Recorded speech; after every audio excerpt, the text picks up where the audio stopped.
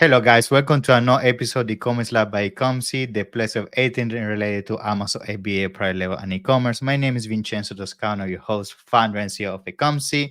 And today we bring in a special guest. His name is Bill, and he's actually the CEO and founder of BellaVix.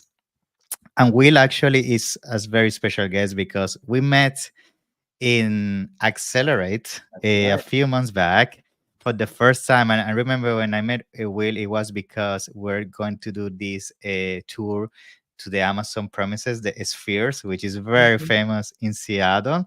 And from there, I was basically having this conversation with Will, and I realized all the amazing things that they do. BellaVix, which is one of the top agencies in the space when it comes to Amazon and Walmart. And I thought to myself, man, I need to have you on my podcast. I'm sure you're going to drop some amazing knowledge to my audience. And here you are, Will. So it's a pleasure to have you on the show. And thank you for coming. How's everything going? It's going great. And yeah, pleasure to connect again. Accelerate was a lot of fun, and I'm excited that we could keep this relationship going and be able to talk shop on your podcast. Yeah, love it, love it. I know before going live, we're having actually a conversation about what topic to cover today. And something that came to the table is, what are some of the latest practices when it comes to ACO? So I'm very excited about that because let's be honest, on Amazon, you don't sell products, you sell keywords. So Yeah. it's all about making sure how you position these keywords on your listing. And of course, then I'm sure we're going to also touch on how this is going to play a huge role on how your PPC performs. Now, before we go into that, Will, of course, I'm sure you have a very interesting background, which I know. And we want to learn, how you jump into commerce. What made you, jump into the Amazon space and then also found your agency, BellaVix? Give us a little bit of the backstory. Yeah. Yeah, beautiful. I give you the 40,000 foot view because it could get Yeah, crazy. of But course, of course, of course, of course. I was in a completely unrelated field, and I was working full time somewhere, and I was just generally unhappy. And I took the opportunity to uh, kind of take a new career path. And my gateway into Amazon, which is what I know from a lot of advertisers, was search engine optimization and Google AdWords. And I Nice. went to work for agencies. So I've always worked in agencies to some degree for at this point over 15 years.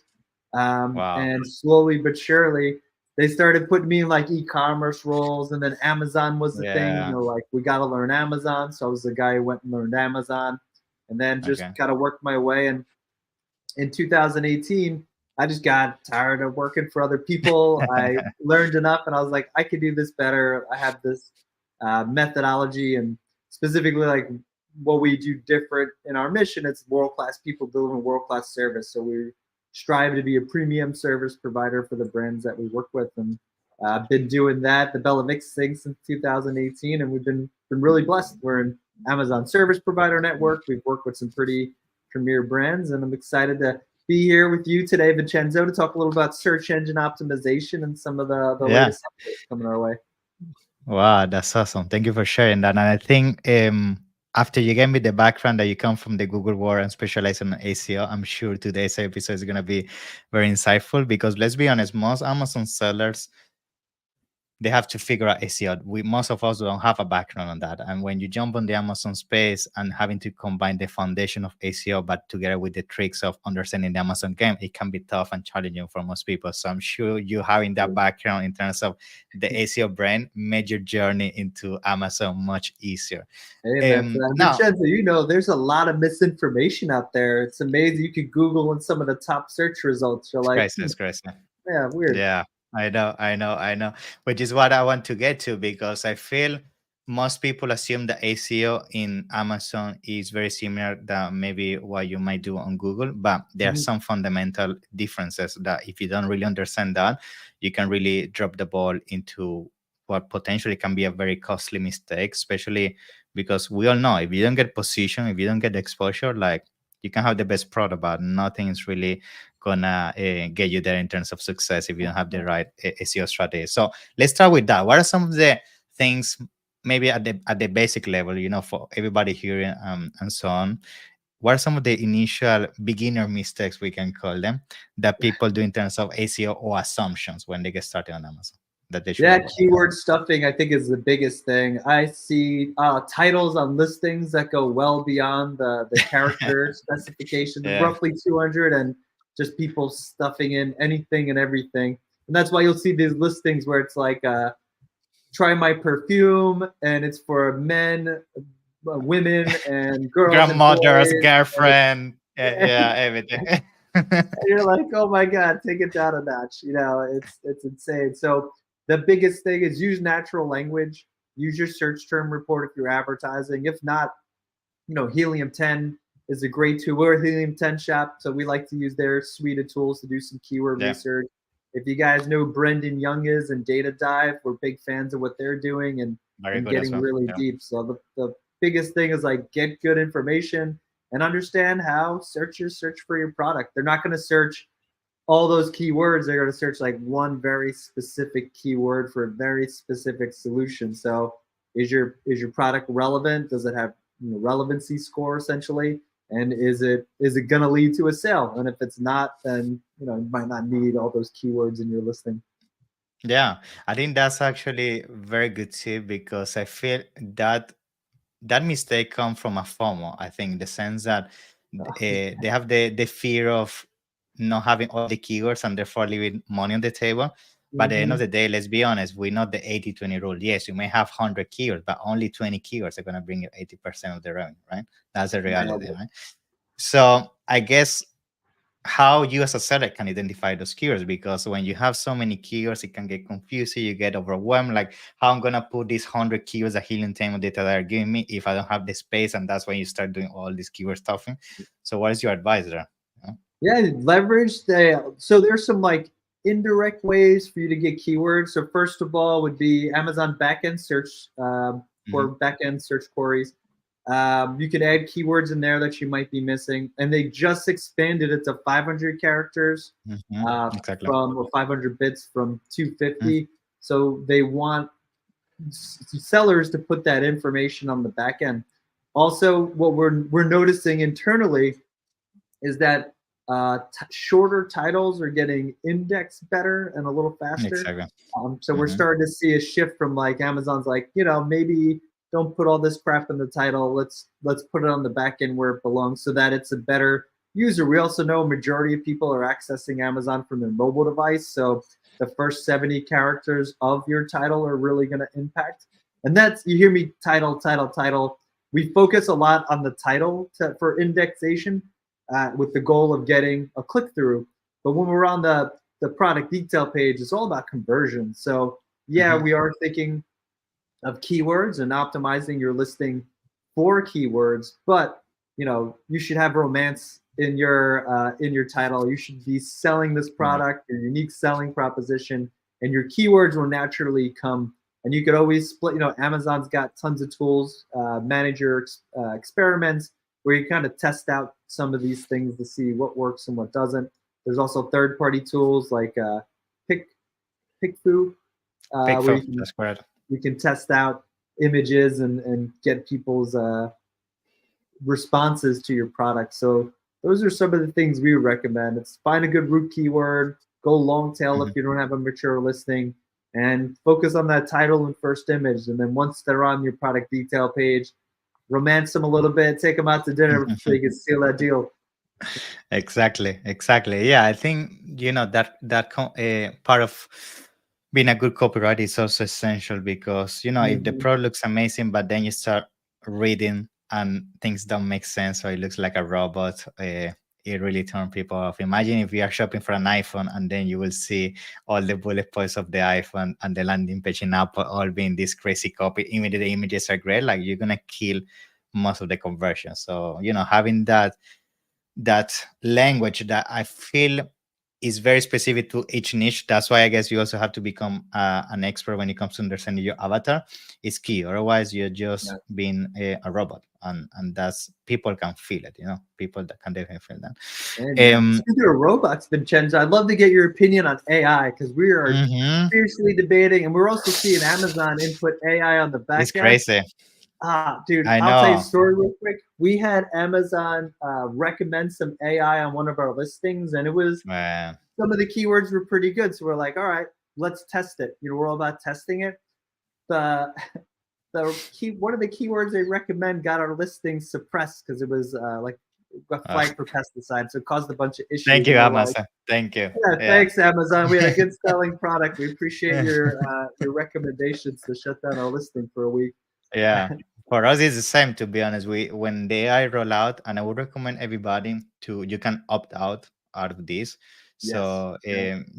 you definitely need to do that, because I feel like I'm all about new things and new tools, but it feel like this tool Amazon just activated it and they really Mhm. didn't do any checks to make sure it was going to be reliable, and the ones that are paying those mistakes are all we sellers, right? So I would Yeah. say try to opt out. Yeah. Don't let Amazon basically choose the title and everything for you, because let's be honest, it's the same happens in the PPC. Like when you give Yeah. the control to Amazon, say just auto campaigns, we know that can become very expensive very fast. So Very I don't fast. really Yeah. trust. Now, And yeah, I think what I want to cover about listings, because I really want to take your point on this, is the frequency of optimization, because I feel sometimes people also fall into two extremes. Either the extreme that they do a listing for the first time when they launch a product and they never touch it again, which I think that's wrong. Or the other side, that every single day, oh, I found a new keyword, a new phrase, and they keep changing the list over and over again. And that's mm, also very bad. So how you keep a balance, based on your experience, how often realistically you should be optimizing your list? that's really great. And set it and forget it is something that we see. Oh, I paid a Yeah. copywriter 5 years ago, and we're good. Yeah, I don't it's want to like, pay it again. It's like, yeah, yeah. that's why you're not indexing as well as you'd like. People's language changes over time, so it's something to keep in Exactly. mind.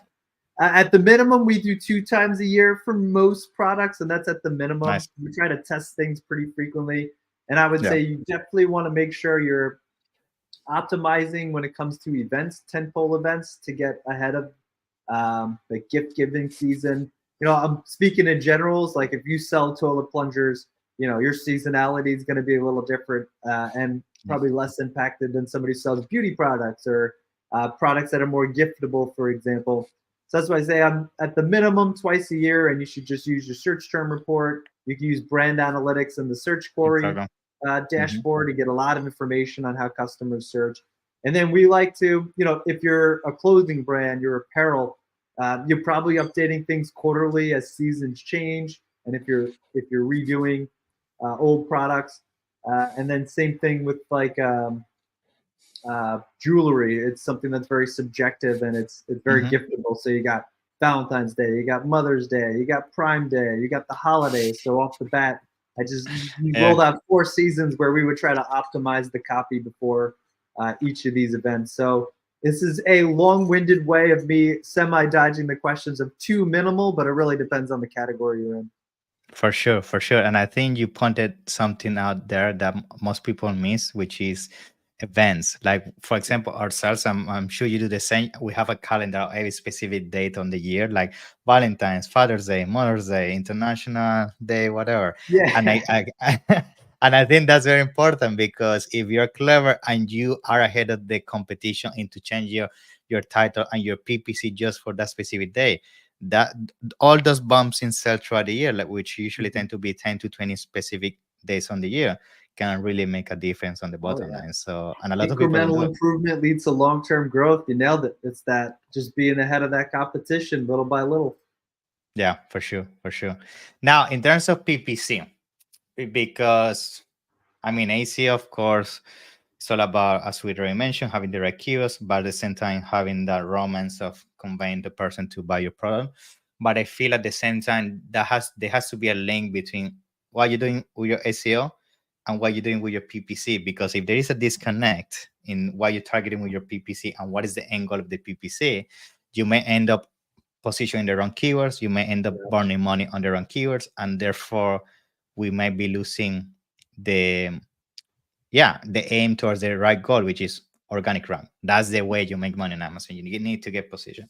So how what is what are some of your tips when it comes to how you make sure that whatever you do on the ACO side of things also works in correlation with your PPC as well? Yeah, beautiful. And I think it's really well said. And the way I think of advertising when it comes to search engine optimization is it's like adding fuel to the fire. So your fire, like the infrastructure fire, you're gonna have some wood, you're gonna have nice things to burn, and then you'll get a stable fire. But when you want to accelerate things, take some gas, pour it on there, and that's advertising. And the thing is, if done improperly, when you remove that gas, it's just gonna return back to its normal state. So effective SEO. So when we think of SEO, we think of like, what's the root keyword that I want to start ranking for? A lot of times Mhm. when brands come to us, they're generally not ranking for, all Yeah, the the keywords main that they ones. like to rank for. And then Hmm. building an Yeah. ad strategy that couples to that SEO strategy that enhances it. But you want to make sure, obviously, you're getting conversions on that, you're somewhat indexing, and we're using advertising to push our listing up the ranking so that, from a shopper's perspective, I see a sponsored brand ad, I see you in one of the first few sponsored results, and then I'm seeing you above the fold as an organic result. And like that is effective advertising and SEO kind of working together. And how you get there, it takes time, but it's being strategic. So I'll give you an example. We work with a sunblock company. They do their own sun protection. And we know, for example, that there's these 25 keywords that they always want to rank for. But it's a Hmm. seasonal product. So, like, we're not going to put fuel in that Yeah. fire year round. But we And do winter. have those keywords separated. We have them separated on a list, and we always make sure we're advertising on them so that when everybody else pulls back and they're like, we're no longer, season's over, let's save some money, these guys are putting in a little extra. They obviously took down spend a little bit. We're not spending like we do in the summertime, but we are spending enough that we're improving our BSR, we're monitoring our BSR in a specific category, and we're making sure that we have a strong threshold on those keywords. So when the season comes back in, we're not starting from the ground up. We're not dumping a bunch of money in there. We're incrementally increasing it to kind of get those results. So those are a couple ways you can think of advertising and SEO, but it's always fuel to the fire. And if you don't have a proper infrastructure, when you take that gas away, it's going to go away. How about you, Vincenzo? How do Yeah. you guys think about it? Yeah, I feel from our side is the same. Like usually, whatever we try to push with our PPC, we also make sure that keyword wise, we also position these keywords correctly within the listing, because that's actually a question I was going to ask you next, which is not only nowadays about having the right keywords, but it's where you put them in your listing. Because let's say we really want to push certain keywords with our PPC and really get position. Like if you have those keywords on your title and you make sales throughout your listing by pushing through PPC, the attribution and the weight you give towards the keyword is different than if you have the keyword on a description level or the bullet point. Mm-hmm. And that goes tied with the tool, for example, data dive, right? In data dive, for example, you can clearly see how they came up with a system where depending where you put the keyword, you have a Mm-hmm. different opportunity score in terms of how fast you can get rank. So I think that's where things can get very complex, because then you have to become very clever that Mm-hmm. you want to target sometimes at the PPC level the keywords that then you put on your title, but not a lot of your competitors have in your title. Therefore, you're gonna get position and to page one faster than if you got just towards the saturated keywords, which I'm Yeah. sure something that you also agree on, right? Yeah, 100%. And then the opportunity loss too. Is it the right keyword? So on and so So forth. But I love using data dive and the opportunity score. Like at least you can. It's like it's kind of a measured risk. Not that it's these softwares are exactly, perfect to any you're not degree. gambling. Yeah, exactly, exactly. Yeah. Now, brand analytics, you mentioned that briefly, but I just want to dive in a little bit more, just for a minute, because I feel like brand analytics, like if you really master how to use this tool, like it is really the Bible for your product. It tells you Mm-hmm. how you've been performing. Like you can compare last month to this month in terms of the market share that you're gaining or you're losing at Yeah. the keyword level and so on. So can you just tell me a little bit high level, like how you would advise people to start using brand analytics? Because I feel most people, yes, they have used it and maybe play a little bit with that, but they don't really use it on a regular basis. And I feel like that's a huge mistake, given the fact that Amazon's giving you the answer where you're Yeah. dropping the ball and where you should be putting your efforts, right? Yeah, hands down. And we love auditing accounts and having access to this because you could kind of measure it over time. I wish the dashboard was a little better. Like, don't get me wrong, Yeah, more we wish a graphical. lot of Yeah. things about Amazon could be better, but I wish there was more trends, and you can get more granular that way. But overall, it gives you a lot of tools, and if you have access to AMC, the marketing cloud, you kind of have the Hmm. ability to kind of see it all pieced together. And what Exactly. I love most too is like you can see how many people are we catching at the bottom of the funnel, how many in consideration, and how many brand awareness. So depending on your your brand's goals. Not everybody's like bottom line sales. Sometimes like how do we get more people in consideration? How do we get more Hmm. subscribe and save shoppers? How do we get more people searching our brands? And they do give us the tools to kind of leverage, actual Amazon data, and then having the marketing cloud kind of attached to that, let you see that like holistic approach of, okay, this is, these high level brand awareness ads actually did drive some awareness, and we could see that spill over time. So, what I love about Amazon, it's like Google 10 years ago at this point. Like they're catching up, Hmm. they're adding in these tools for us to build lifetime value, measure lifetime value, understand the true cost of acquiring a customer on Amazon's database. And brand analytics is like the 101, like the first step into that, where you can start analyzing that information and being more strategic. Don't get me wrong, it's a lot of data, so you got to pick and Yeah. choose your battle, but it's there, and geez, it wasn't there 5 years ago, if my math is correct. I know, I know. I think it's such an amazing tool, and I think we even haven't talked about the Product Opportunity Explorer. Like that tool now, Oh, if you're looking into expanding your catalog and so on, like it's such an amazing thing because now Amazon even breaks down for you exactly how much these products are selling, what are the trends, if they're going up, if they're mhm. going down, and you can even use this for a competitor, basically spying on them to see what they're doing, right? So I feel like a lot of people are undervaluing this. Like I can't tell you how many times I have a call with a client and they didn't even know they had this data. So that's why I wanted to make emphasis and bring to the table this conversation to invite people to use brand analytics because I feel Amazon is just gonna keep evolving more and more Oh yeah, this tool, and it's essential, especially in ACO. Like when it comes to listing optimization, it's a must. It's basically telling you where the money is, right? oh yeah. Think about your Now, search term report. It's the same thing, exactly. except now you have an operational side to it. Correct, correct. Now, I think something I also wanted to touch on in terms of ACO is we have seen specifically in Europe where there's a lot of secondary languages, but also in the States and Canada, that having secondary languages in terms of, like, say, in the States targeting Spanish, in Canada French, and so on, is also been something that is giving us good results. And I was wondering how you're attacking that with ACO. Like, is that also a big part of your strategy, like attacking other languages when you attack a specific region? Yeah, exactly. In a specific region, definitely. I know maybe a few years ago, people were putting Spanish in their US listings in the back end. Yeah. And we've seen Yeah. some success with that because the Amazon will automatically translate it. Hmm. Amazon does offer services where they'll like translate your listing for you in some of these marketplaces. We have found that Amazon doesn't do it does a serviceable job for sure, but you want to be more strategic. So usually in Yeah. those marketplaces, we will outsource to other people like you, Vincenzo. I Yeah. know you guys Yeah. do some of the listing localization on our behalf. So we definitely see the value in having somebody on the ground who speaks that local language and they can recognize trends.